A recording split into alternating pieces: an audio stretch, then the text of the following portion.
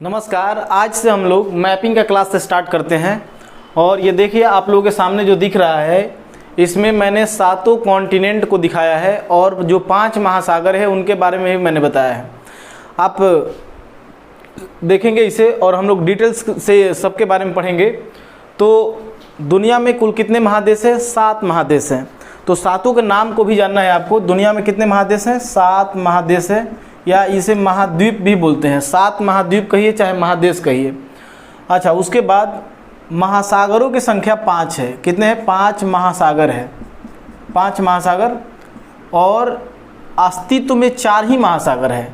मतलब कहने का है कि एक महासागर ऐसा है जो बर्फ से पूरा ढका हुआ है, इसलिए समझिए कि वो अपना अस्तित्व खो चुका है। वो महासागर के रूप में नहीं माना जाता है, लेकिन 4 ही महासागर है वास्तव में। ऐसे अगर पूरी दुनिया में देखेंगे तो एक ही महासागर है। आप देख लीजिए, अगर मान लीजिए कि यहाँ पर ये जितना भी खाली जगह आप देख रहे हैं वो जल से भरा हुआ है। ये जितना भी खाली जगह देख रहे हैं वो जल से है, और ये सभी कॉन्टिनेंट है। तो सभी महासागरों का जल एक दूसरे से कनेक्ट है। इसका मतलब कि ये पहले एक ही महासागर था जिसका नाम था पैंथलासा, और ये सभी जितने भी महादेश देख रहे हैं ये सभी महादेश आपस में एक ही थे जिसका नाम था पैंजिया। तो पैंजिया का विखंडन जब मैं हिमालय पढ़ा रहा था, उस वीडियो को देख लीजिएगा, उससे पता चल जाएगा कि इसका विखंडन कैसे हुआ, पैंजिया टूट करके कैसे इतने महादेशों में बट गया। अब यहाँ पर 7 महादेश है और 5 महासागर है। सबको देख लीजिए बारी बारी से। देखिए सभी महाद्वीप को देखते हैं। तो ये है, यहाँ जो देख रहे हैं ये है उत्तरी अमेरिका महादेश। कौन सा है? उत्तरी अमेरिका महाद्वीप है या महादेश है। उसके बाद इसके नीचे है दक्षिण अमेरिका, मतलब साउथ अमेरिका कॉन्टिनेंट है, महादेश है। ये महादेश नहीं है, ये दुनिया का सबसे बड़ा द्वीप है जिसको ग्रीनलैंड कहा जाता है। तो इसे ध्यान रखना है। ये हमारा महादेश है यूरोप। ये कौन सा है? यूरोप है। और ये अफ्रीका है, यूरोप, अफ्रीका, और ये एशिया है पूरा। और उसके बाद ऑस्ट्रेलिया है। तो ये देख लिए, ये 6 महाद्वीप है। और 7वां जो हमारा महाद्वीप है ये है अंटार्कटिका। ये कौन सा है? अंटार्कटिका। तो अंटार्कटिका बर्फ से ढका हुआ है पूरा का पूरा। ये दक्षिण में पड़ता है। अब हम बारी बारी से आकार के हिसाब से देखते हैं कि सबसे बड़ा महादेश कौन सा है। तो देखिए, दुनिया में सबसे बड़ा महादेश आपको दिख रहा होगा। दुनिया में सबसे बड़ा महादेश कौन सा है? एशिया है। एशिया के बाद दूसरे नंबर पे कौन सा आता है? तो वो आता है अफ्रीका। आप देख लीजिए यहाँ पे ये अफ्रीका है। ये दुनिया का दूसरा सबसे बड़ा महादेश है, इसे ध्यान रखना है। उसके बाद तीसरा दुनिया का सबसे बड़ा महादेश है कौन सा? उत्तरी अमेरिका। और चौथा कौन सा है? दक्षिणी अमेरिका।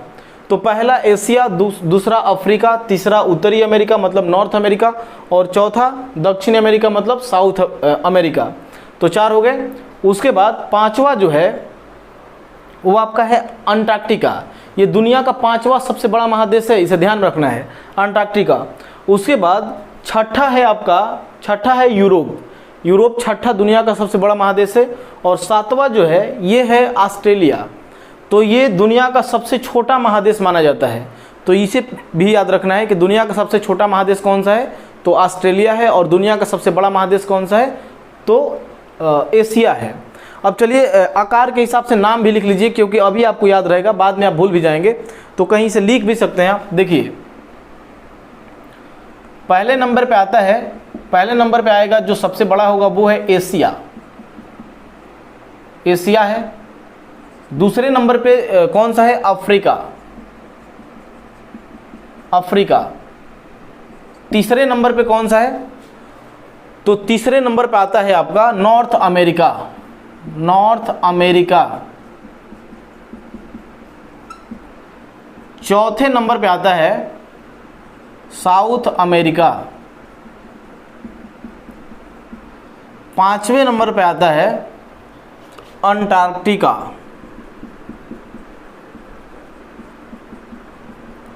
अंटार्कटिका। और छठे नंबर पे आता है, छठे नंबर पे आता है यूरोप। यूरोप। और 7वें नंबर पे आता है ऑस्ट्रेलिया। तो ये है आपके 7 महादेश आकार के हिसाब से, साइज के हिसाब से। तो देख लीजिए, सबसे बड़ा एशिया है, उसके बाद अफ्रीका, उसके बाद नॉर्थ अमेरिका, उसके बाद साउथ अमेरिका, अंटार्कटिका, यूरोप और ऑस्ट्रेलिया। चलिए, तो ये तो समझ गए आप लोग। सातों महादेश को देख लिए। अब देखिए दुनिया में कुल 5 महासागर माना जाता है, लेकिन वास्तव में जो दिखते हैं वो कितने महासागर है, तो 4 ही महासागर है। और महासागरों के अंदर ही सागर होते हैं, जैसे आप नाम सुनेंगे कैरिबियन सागर, भूमध्य सागर, ये सब महासागर के अंदर में ही आते हैं। तो अब देखिए महासागरों को देख लीजिए।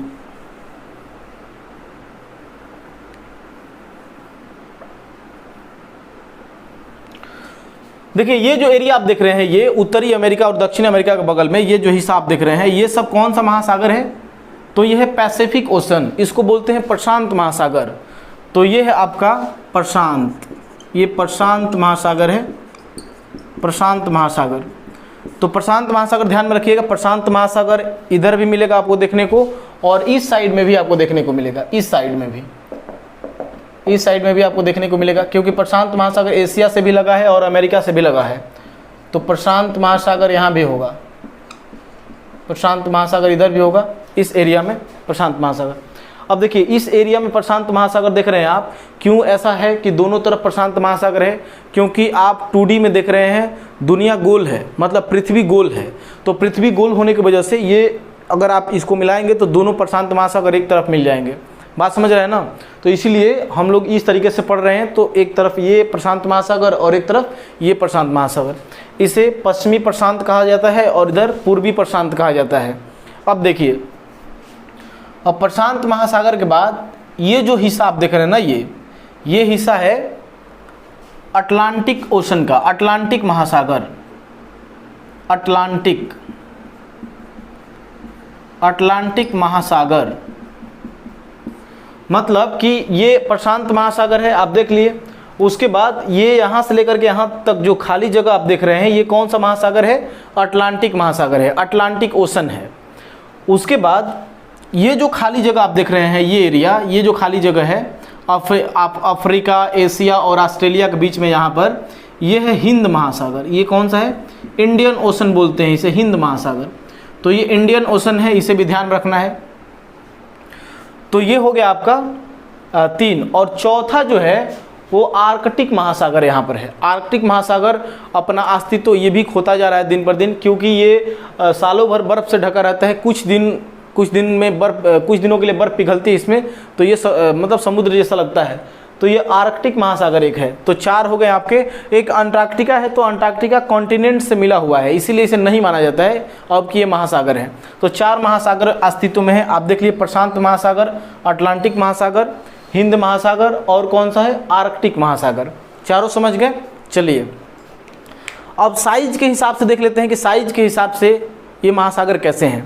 तो साइज के हिसाब से दुनिया का सबसे बड़ा महासागर, आकार के हिसाब से दुनिया का सबसे बड़ा महासागर है पैसिफिक ओशन। पैसिफिक ओशन, इसको बोलते हैं प्रशांत महासागर, पैसिफिक ओशन है। दूसरा है अटलांटिक ओशन,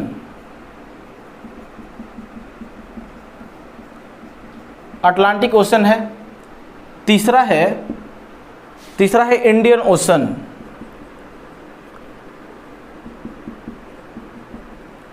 इंडियन ओशन। उसके बाद चौथा है आर्कटिक,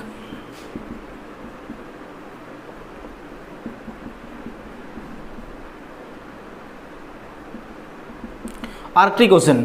तो ये 4 आप देख लीजिए साइज के हिसाब से। दुनिया में सबसे बड़ा महासागर कौन सा, बड़ा भी है और गहरा भी है।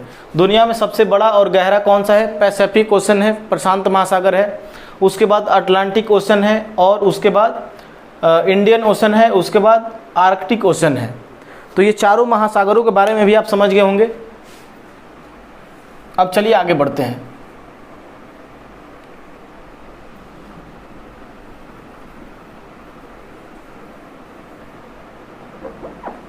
अब देखिए महासागरों में गहराई पूछा जाता है।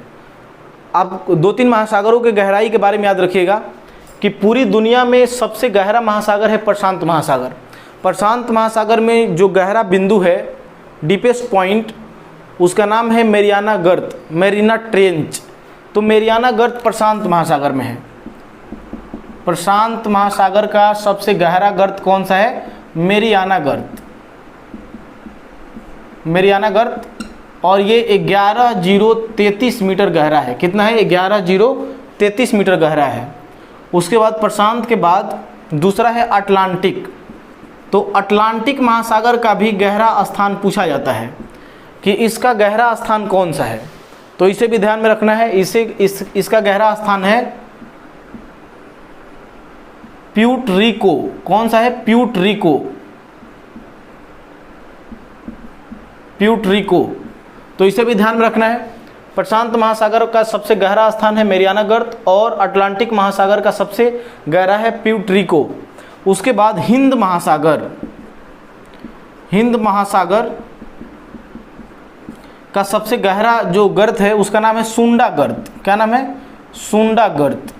तो ये तीनों याद रखिएगा, उसमें तो बर्फ जमा रहता है सालों भर, तो इन तीनों को ध्यान में रखिएगा। प्रशांत महासागर, मेरियाना गर्त, अटलांटिक महासागर में सबसे गहरा बिंदु कौन सा है, तो वो है प्यूर्टोरिको। और हिंद महासागर में सबसे गहरा गर्त कौन सा है, तो हिंद महासागर में है आपका सुंडा गर्त। तो ये तीनों याद रखिएगा। आगे बढ़ते हैं।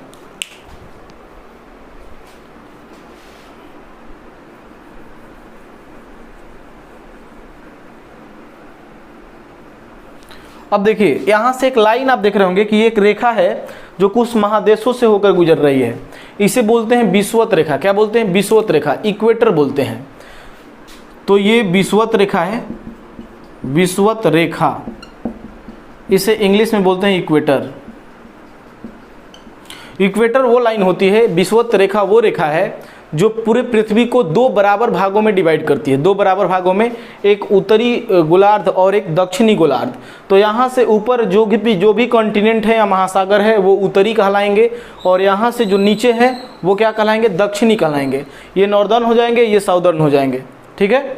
अब देखिए, अब ये जो अटलांटिक महासागर का एरिया है, ये अटलांटिक महासागर का एरिया है, तो विषुवत रेखा के चलते उत्तर की ओर हो जाएगा ये, और इसे उत्तरी अटलांटिक कहेंगे। क्या कहेंगे? उत्तरी अटलांटिक।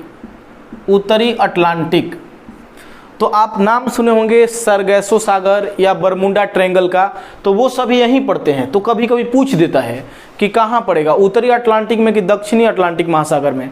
तो आप नाम सुने होंगे बरमुंडा ट्रायंगल का जो रहस्य है एक, उसके बाद आप सरगैसो सागर का नाम सुने होंगे। तो ये सभी उत्तरी अटलांटिक महासागर में पड़ता है। ये जो एरिया है ये दक्षिणी अटलांटिक महासागर का है। उसके बाद ये उत्तरी प्रशांत है, ये दक्षिणी प्रशांत है। ये भी देख लीजिए, यहाँ से उत्तरी प्रशांत है और ये दक्षिणी प्रशांत है। समझ गए? अब बताइए कि ऑस्ट्रेलिया कौन से प्रशांत महासागर में है, उत्तरी प्रशांत महासागर में कि दक्षिणी प्रशांत महासागर में, क्योंकि यहाँ भी टच करता है प्रशांत महासागर। तो आप समझ गए होंगे। चलिए, तो विषुवत रेखा देखिए, हम बारी बारी से सभी महादेशों के बारे में पढ़ेंगे, हर देश के बारे में जानना है। मैपिंग का क्लास आप आराम से पढ़िए, कोई हड़बड़ गड़बड़ नहीं। चलिए देखिए, ये जो लाइन है, ये जो विषुवत रेखा है, ये कितने देशों से होकर ये कितने महादेशों से होकर जा रही है। तो देखिए, महादेश कहने का मतलब कि कॉन्टिनेंट।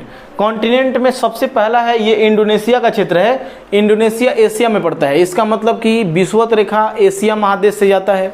उसके बाद अफ्रीका से होकर जाता है, और यहाँ पर दक्षिणी अमेरिका से होकर जाता है। तो याद रखिएगा कि विषुवत रेखा 3 महादेश, कौन कौन सा?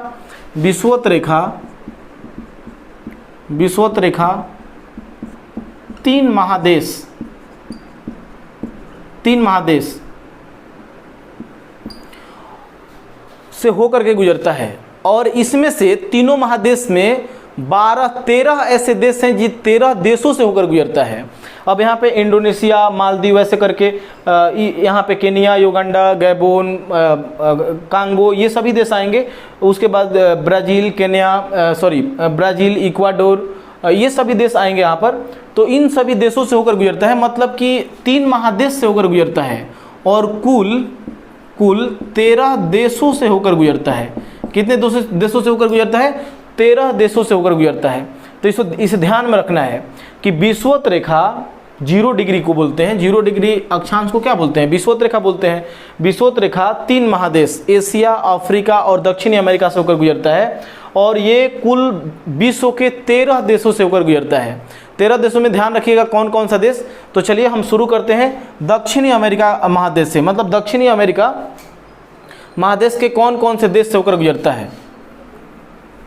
तो देखिए वो 13 देश कौन कौन से हैं जिससे होकर गुजरता है, ध्यान में रखना है क्योंकि ये पूछा जाता है, पूछ देगा एग्जाम में, तबीयत खराब हो जाएगी। 13 देश कौन कौन से हैं जिनसे होकर गुजरता है। तो पहला कंट्री है आपका ब्राज़ील है, इक्वाडोर है और कोलंबिया है। मतलब दक्षिणी अमेरिका महादेश के 3 देश, कोलंबिया, ब्राज़ील और कौन सा है, इक्वाडोर। 3 देशों का नाम जरूर याद रखिएगा, महत्वपूर्ण है ये, इसे याद रखना है। और शॉर्ट फॉर्म में आपको नहीं याद रहा है तो CBI याद रखिएगा। CBI जानते हैं आप लोग, CBI मतलब कोलंबिया, ब्राज़ील और इक्वाडोर, इन 3 देशों से होकर गुजरती है। ये 3 देश कहाँ के हैं, दक्षिण अमेरिका महादेश के हैं, ठीक है।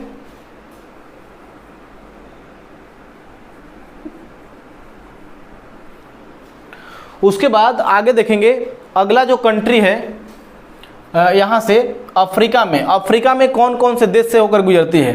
तो देखिए कांगो से होकर गुजरती है, और कांगो से ही निकला एक है जिसका नाम है, दूसरा कंट्री है कांगो गणराज्य।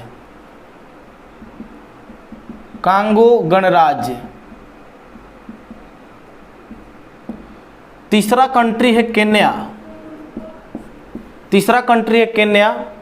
चौथा है सोमालिया।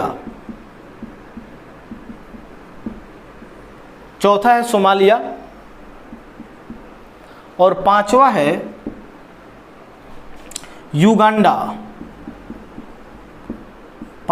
युगांडा। और उसके बाद 6ठा है गैबोन। तो अगर आपसे पूछ दिया कि दक्षिणी अमेरिका महादेश के कितने देशों से होकर विषुवत रेखा गुजरती है, तो 3 CBI जो मैंने बताया था, कोलंबिया, ब्राज़ील और इक्वाडोर, ये 3 देशों से होकर गुजरती है। और अफ्रीका के कितने देशों से, तो कांगो गणराज्य, केन्या, सोमालिया, युगांडा और गैबोन, ये 6 देशों से होकर गुजरती है। तो 6 और 3 कितना हो गया, 9 हो गया। और 4 और मैं बता दे रहा हूँ, 4 एशिया के देश हैं। वो कौन कौन से देश है, तो देखिए यहाँ पर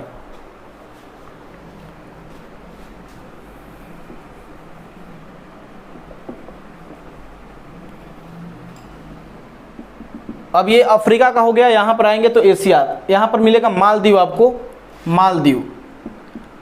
मालदीव से होकर गुजरती है। मालदीव के बाद ये जो क्षेत्र आप देख रहे हैं ये है इंडोनेशिया।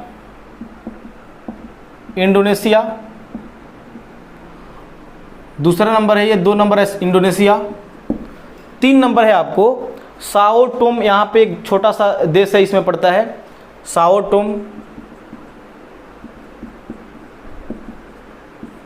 और चौथा जो कंट्री है वो है प्रिंसेप। तो इसे ध्यान रखिएगा, ये 4 कंट्री है। तो अफ्रीका के 6 हो गए और दक्षिण अमेरिका के 3 हो गए, 6 और 3 9। और एशिया के कितने कंट्री हो गए, 4 हो गए। कुल मिलाकर के 13 देशों से होकर गुजरती है विषुवत रेखा। इसे ध्यान में रखिएगा, ज़्यादातर अफ्रीका और दक्षिण अमेरिका का पूछा जाता है। इसमें मालदीव और इंडोनेशिया से पूछ सकता है, इसे भी ध्यान रखना है कि इंडोनेशिया से होकर गुजरती है। आपको लगेगा कि एशिया से कहाँ जा रही है, ये हिस्सा एशिया का ही है, तो इसे ध्यान में रखना है। चलिए इतनी बातें तो आप लोग समझ गए होंगे।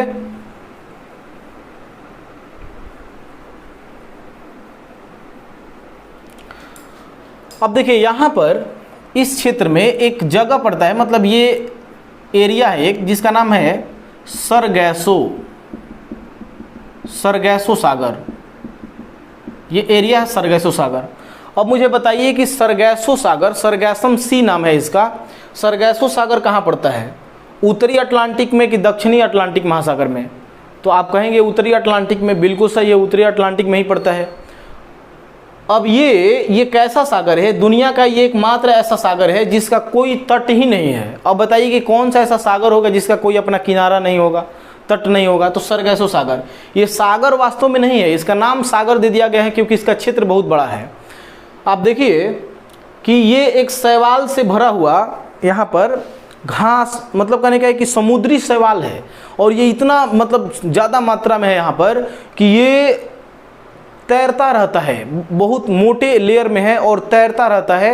कभी कभी हवाओं के वेग से इसका दिशा भी बदल जाती है, कभी हवा यहाँ से तेज होकर के गुजरती है तो ये यहाँ है तो धीरे धीरे यहाँ इधर आने लगता है, या हो सकता है कि इधर आने लगता है। मतलब कहने का ये है कि ये इसका दिशा भी परिवर्तित होते रहता है। ये ऐसा सागर है, ये इतना मतलब बड़ा घास का मतलब शैवाल का एरिया है, एल्गी जिसको बोलते हैं, शैवाल का ये इतना बड़ा एरिया है कि इससे व्यापार में बाधा डालता है। ये अगर यहाँ से जहाज लेकर के गुजार देंगे आप तो जहाजें इसमें फंस जाती है, इतना ज़्यादा यहाँ पर शैवाल का रूप देखा जाता है, और ये बहुत ज़्यादा मात्रा में है, यहाँ पर जहाजें भी फंस जाती है।